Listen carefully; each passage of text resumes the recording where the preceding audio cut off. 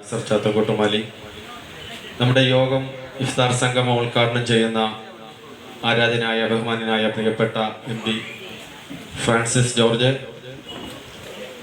കുമ്മനം പുഴയോരം ഫെസ്റ്റിന്റെ രക്ഷാധികാരി ബഹുമാനായ നൂറുദ്ദീൻ മേത്തർ തോട്ടയ്ക്കാട്, രാജേന്, എൻ്റെ പ്രിയ സുഹൃത്ത് ശ്രീ AK ജോസഫ്, പ്രിയപ്പെട്ട സഹോദരി സഹോദരന്മാർ, ഇവിടെ ഏതാനും നിമിഷങ്ങൾക്ക് ഇവിടെ വരുമെന്ന് പറയുന്ന പ്രിയപ്പെട്ട മന്ത്രി ശ്രീ വാസവൻ ചേട്ടൻ, ഇന്നിവിടെ ഈ നടത്തുന്ന ഫെസ്റ്റ് അതിൻ്റെ ഉദ്ദേശ ലക്ഷ്യത്തെക്കുറിച്ച് സ്വാഗത പ്രസംഗം പറഞ്ഞു.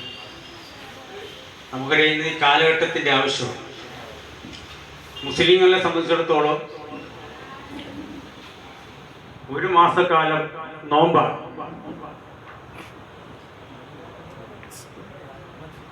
ദൈവം തമ്പുരാൻ ജിബ്രീൽ എന്ന മാലാക മുഖാന്തരം പരിശുദ്ധ ഖുർആൻ മുഹമ്മദ് നബിക്ക് ഇറക്കി കൊടുത്തപ്പോൾ അതിന്റെ രണ്ടാമത്തെ അധ്യായമായ അൽ ബഖറ എന്ന അധ്യായം ശ്രീ നാസർ, പ്രിയനായ രാജചായൻ, പ്രിയപ്പെട്ട എൻ്റെ സഹപ്രവർത്തകൻ കൂടിയായിട്ടുള്ള പ്രിയങ്കനായ ഈ നാട്ടുകാരൻ കൂടിയായിട്ടുള്ള പ്രിയപ്പെട്ട ശ്രീ AK ജോസഫ്, കല്യാത്ത് ഉൾപ്പെടെ ഈ സദസ്സിലുള്ള പ്രിയങ്കരായ സഹോദരി സഹോദരന്മാരെ, സുഹൃത്തുക്കളെ, കുമ്മനം പുഴയോരം ഫെസ്റ്റ് അതിൻ്റെ ഭാഗമായി ഇന്ന് നടത്തുന്ന ഈ ഇഫ്താർ സംഗമം ഒരുപ്പും സാഹോദര്യവും എല്ലാം വിളിച്ചോതിക്കൊണ്ടാണ് ഇതിവിടെ സംഘാടകർ സംഘടിപ്പിച്ചിട്ടുള്ളത്. അതിനുള്ള വലിയ സന്തോഷം ഏറ്റവും ആത്മാർത്ഥമായി ആദ്യം തന്നെ നിങ്ങളെ അറിയിക്കാൻ ആഗ്രഹിക്കുന്നു. ഇവിടെ നേരത്തെ സൂചിപ്പിച്ചതുപോലെ ഇന്ന് ഒരു മാസക്കാലത്തെ വ്രതാനുഷ്ഠാനം നോമ്പ് അവസാനിക്കുകയാണ്, സമാപിക്കുകയാണ്.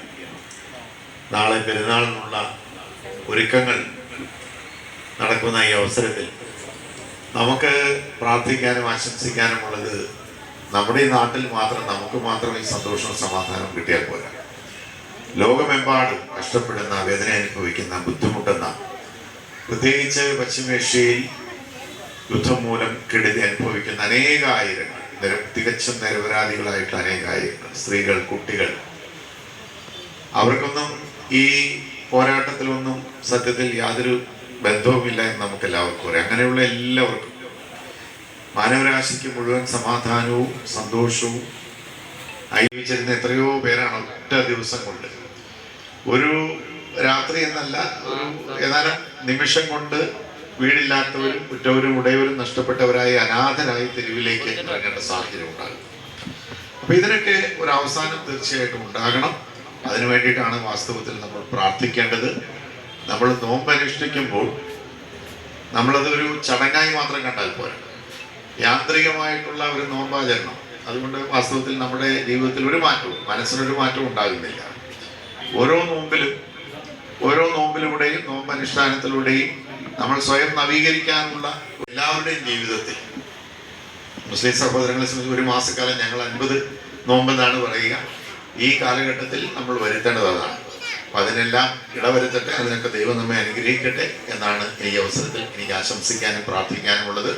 പക്ഷെ എന്തുകൊണ്ടും പുഴയോരം ഫെസ്റ്റ്, കുമ്മനം പുഴയോരം ഫെസ്റ്റ് ഇതുപോലെ എല്ലാവരെയും ഒരുമിച്ച് വിളിച്ച് ഒരു കുടുംബത്തിലെ അംഗങ്ങളെ പോലെ ഒരുമിച്ചിരുന്ന് നോമ്പ് പറിച്ച് ഭക്ഷണം കഴിക്കുമ്പോൾ അത് നമ്മുടെ ജീവിതത്തിൽ, നമ്മുടെ സമൂഹത്തിൽ തീർച്ചയായിട്ടും സ്നേഹത്തിൻ്റെയും ആ പരസ്പര വിശ്വാസത്തിൻ്റെയും പരസ്പര ബഹുമാനത്തിൻ്റെയും എല്ലാം വലിയൊരു സന്ദേശം തീർച്ചയായിട്ടും നൽകും. നമ്മുടെ ഹൃദയത്തിലേക്ക് അത് ആഴ്ന്നിറങ്ങണം, അത് ഉൾക്കൊള്ളണം. അതിനെല്ലാം ഈ വേദി ഉപകരിക്കട്ടെ എന്ന് ആശംസിച്ചുകൊണ്ട് പ്രാർത്ഥിച്ചുകൊണ്ട് എല്ലാ പ്രിയപ്പെട്ട സഹോദരങ്ങൾ, നോമ്പാചരിച്ച എല്ലാ പ്രിയപ്പെട്ട സഹോദരങ്ങൾക്ക് പ്രത്യേകമായ അഭിവാദ്യങ്ങൾ, അനുമോദനങ്ങൾ എല്ലാം നേർന്നുകൊണ്ട് ജീവിതത്തിൽ വലിയ മാറ്റം ഇതിലൂടെ ഉണ്ടാകട്ടെ എന്നുള്ള ആശംസയോടും പ്രാർത്ഥനയോടും കൂടി എല്ലാവരുടെയും അനുമതിയോടുകൂടി ഈ ഫെസ്റ്റിനോടനുബന്ധിച്ചുള്ള ഈ ഇഫ്താർ സംഘം വളരെ സന്തോഷപൂർവ്വം, വിനയപൂർവ്വം ഔപചാരികമായി ഉദ്ഘാടനം ചെയ്ത് അറിയിച്ചുകൊണ്ട് ഞാൻ എൻ്റെ ചുരുങ്ങിയ വാക്കുകൾ അവസാനിപ്പിക്കുന്നു. എല്ലാവർക്കും നമസ്കാരം.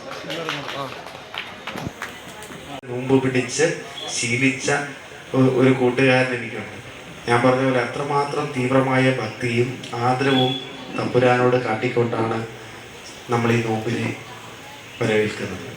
തീർച്ചയായിട്ടും ആ ഒരു നോമ്പിൻ്റെ കാലഘട്ടത്തിൽ, പ്രത്യേകിച്ച് ഇവിടെ നമ്മൾ നോക്കുമ്പോൾ ഇഫ്താർ സംഗമത്തിൽ പങ്കെടുക്കാൻ സാധിച്ചതിൽ ഒരുപാട് സന്തോഷം.